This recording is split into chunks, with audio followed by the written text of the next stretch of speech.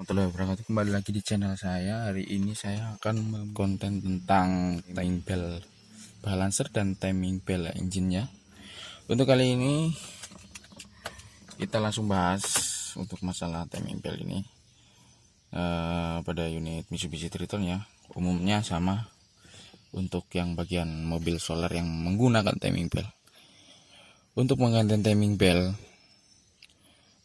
untuk saya itu biasanya mengoperasikan 80.000 km. Itu kita akan penggantian namanya timing bell. Itu ketika kita penggantian timing bell itu kita ganti itu sekalian sama balancernya semuanya ya. Kalau bearingnya ada yang rusak, otomatis kita harus ganti. Nah, ini kilometer sudah 82.444 82.445 ya.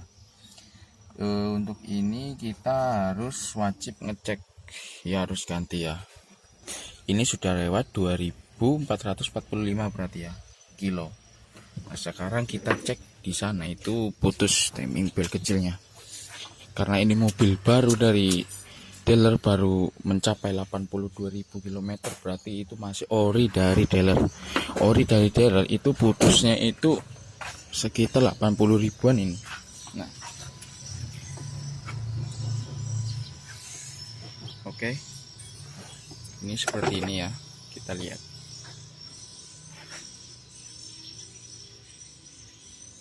Nah, di timing bell kecilnya ini alias balancer ini, bisa disebut timing bell kecil, ini sudah putus. Artinya kalau ini putus itu sangat berbahaya untuk timing bell besar ini ya. Kalau timing bell kecil putus ini dibiarkan, ini otomatis 80.000 km kita punya feeling sebelumnya itu harus dicek. Berarti antara kilometer 70.000 kita harus buka ini, dicek ataukah masih keadaannya fisiknya. Nah, kita lihat ini fisik seperti ini, retak ini bisa juga pengaruh ini. Gak lama ini putus. Kemudian kalau timing bell yang kecil ini putus, kita tidak tahu ya kondisi. Kalau timing bell putus yang kecil itu biasanya balancer ini adalah balance, artinya untuk keseimbangan mesin ini saat running. Idle-nya itu enggak rata, ini goyang mesinnya ya, bisa disebut goyang mesinnya. Nah, kemudian ini kan putus. Nah, ini putus itu sudah lama kayaknya ini guys. Ini tuh dari permukaan ini gesekan ini sudah dipenuhi debu ini, sorry blur. Nah, ini sudah dipenuhi debu, berarti sudah lama beroperasi.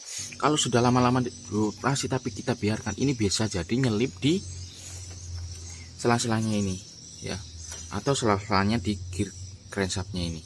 Nah, seperti kejadian ada pernah saya mengalami, timing bell kecil ini nyelip di timing bell besar ini, sehingga apa, jadi timing top timingnya ini bawah, terus ini injeksi pump itu loncat. Biasanya loncat itu sampai 2-3 gigi. Nah, 2-3 gigi itu sangat berpengaruh sama klep. Apabila loncatan terlalu banyak, itu biasanya klep dengan piston itu akan berbenturan. Nah, berbenturan ini yang menyebabkan engine kasar. Kemarin itu ada saya pernah mengalaminya, engine kasar ya. Mesinnya ini kasar gara-gara top timingnya nggak pas. Yaitu pengaruhnya dari awal ini timing kecil. Oke, maka dari itu fungsi dari penggantian timing bell sebelum batas akhir itu sangat diperlukan.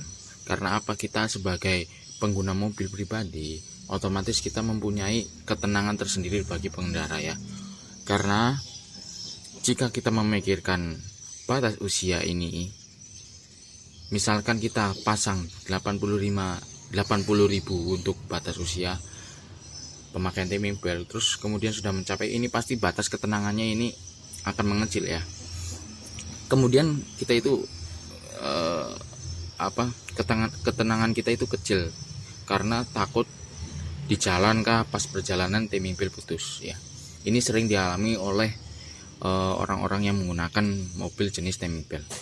Kemudian yang perlu diperhatikan yaitu kalau bisa sebelum penggantian itu, sebelum batas akhirnya ya, misalkan kita 80.000 batas untuk penggantian next selanjutnya, itu kita harus ganti itu sebelum sampai 80.000, artinya di bawah.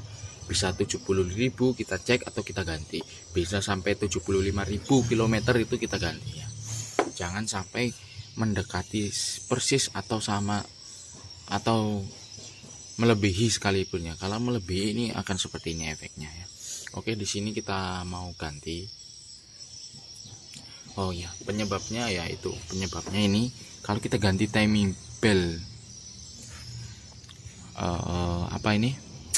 Timing belt yang balancer sama engine ini, kalau kita menggunakan barang yang KW ini biasanya tidak awet. Kemudian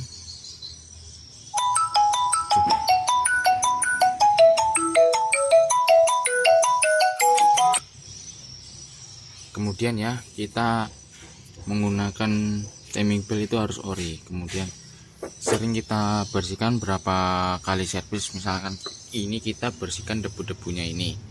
Nah, debu-debunya ini kita harus bersihkan karena apa? Kalau debu-debu ini nyelinap di bagian gear, di bagian bearing ini, itu bisa menyebabkan yang namanya aus ya. Ini aus ini di ujung sini. Nah, kemudian bisa juga nyelinap sini, kotoran itu bikin retak sini ya. Ya, jadi begitu. Oke, untuk proses penggantiannya, kita sebelumnya itu harus melepas namanya puli crankshaft ya, buka covernya semuanya. Kita topkan ini sudah top ya, ini sesuai ini.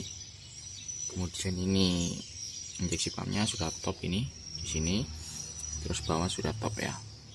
Baru kita kendori yang namanya adjuster ininya, bearingnya ini. Oke, terus saksikan, jangan lupa like, comment, and subscribe. Guys, kita lanjut untuk pemasangan. Ini kita sudah pasang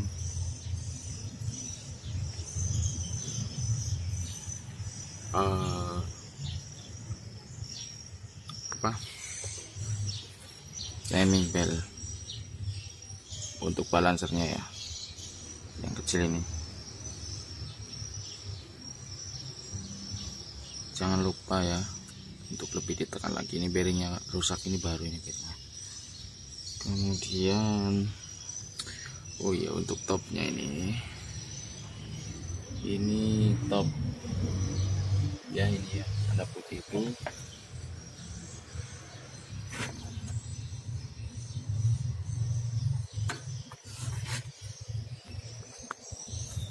Tuh tanda putih ya kan, sudah top.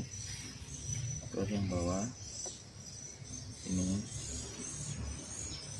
oke. Terus yang puli besar itu ini topnya. Kalau dapat semua, kita jangan lupa kencangin. Oke, kita lanjut di pemasangan timing belt besarnya ya, kita pasang. Oke guys, ini kita sudah pasang